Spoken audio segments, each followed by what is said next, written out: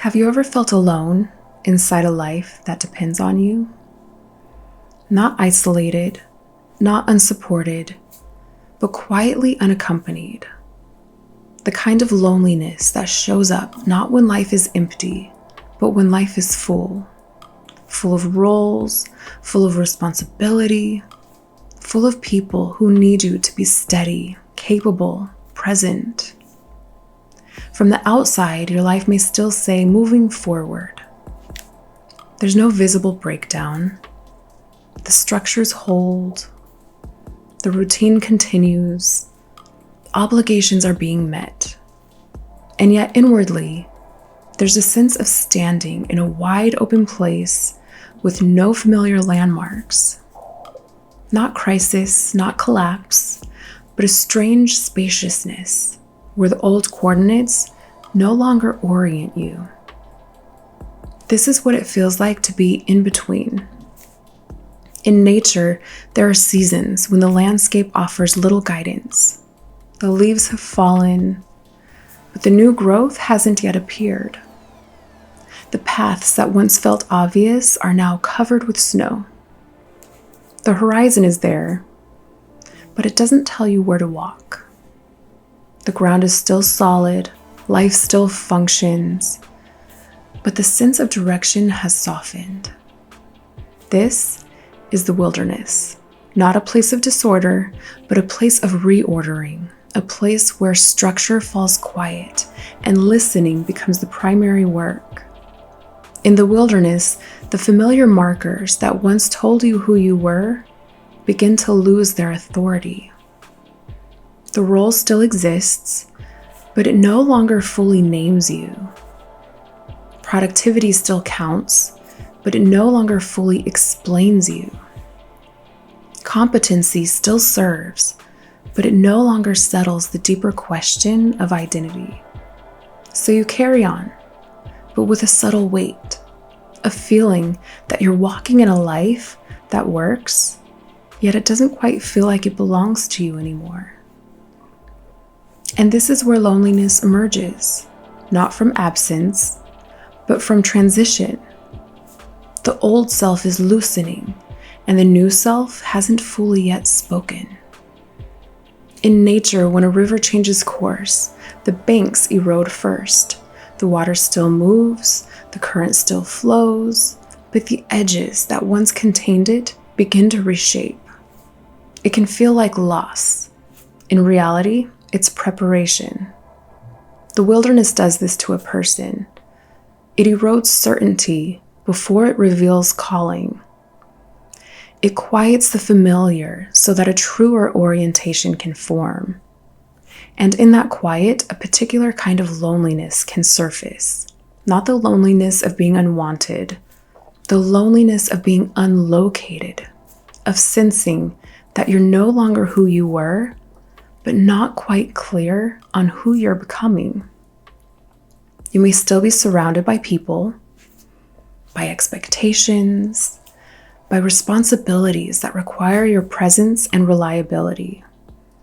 And yet, something in you is waiting for a sense of this is where I stand, waiting for the feeling of being internally accompanied again, waiting for direction that is not borrowed from momentum, comparison, or necessity. This is why the wilderness often feels like a place of waiting, not passive waiting, attentive waiting. A season where the question is no longer, how do I keep going? But rather, what am I being formed for? It is here that identity begins to detach from performance and reattach to purpose. It's here that the noise of external definitions soften enough for an inner voice to be heard. That the life you're carrying starts to be examined not by pace, but by meaning. And it's here where the experience can feel especially solitary, because transition rarely announces itself. It doesn't come with ceremonies or clear signposts. It often arrives quietly, in the middle of functioning, in the middle of providing, in the middle of doing what needs to be done. You're still needed. You're still responsible, still competent, but inwardly you're between maps. Scripture often locates this season in the wilderness, not as a place of abandonment, but as a place of encounter. A place where guidance is no longer crowded out by familiarity, where the ear learns to distinguish one voice from many, where direction is received rather than manufactured. The prophet Hosea described it this way: I will lead her into wilderness and speak tenderly to her. Scripture describes the wilderness as a place where God speaks tenderly, not loudly, not over the crowd, but in a way that can only be heard when the noise has fallen away. This is not the language of urgency. This is the language of attention, not of being driven, but of being led.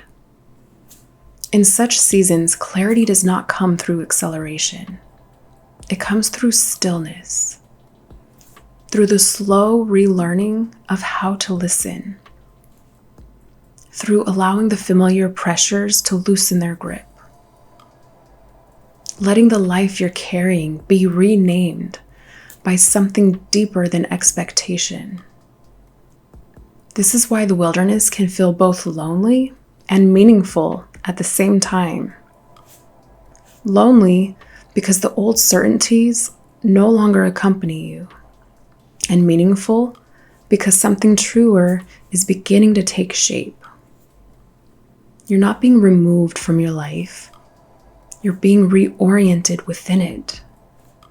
The roles remain, the responsibilities remain, but the question beneath them grows clearer. What is this life actually for?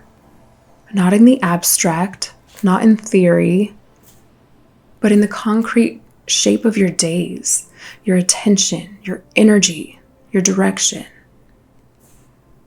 And if you find yourself in this kind of season, feeling competent, yet inwardly unaccompanied, functioning and yet quietly searching, there's nothing abnormal about it. You're not failing. You're not regressing. You're standing in a place where identity is being re-anchored, where the ground is being prepared for a different kind of rootedness, where direction is being clarified through listening instead of through acceleration, without being rushed, without being compelled. The wilderness is not a pause in your life's meaning. It's where meaning is refined. And perhaps the most faithful posture in such a season is not to demand answers, but to remain present long enough to hear the gentle voice that only speaks when the noise has finally fallen away.